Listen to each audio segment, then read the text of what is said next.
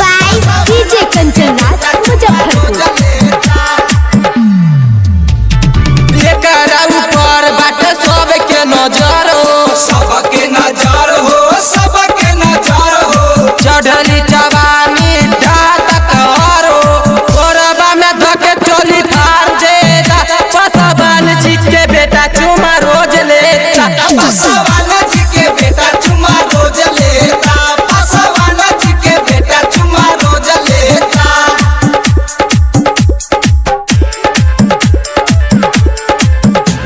पासवान जी के बेटा चुमा रोज लेता।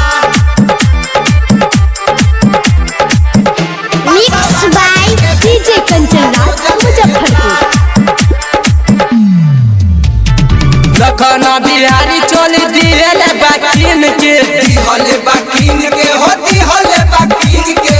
साजन सचेंदर घरे आइले उ दिन के। सुजीत मनो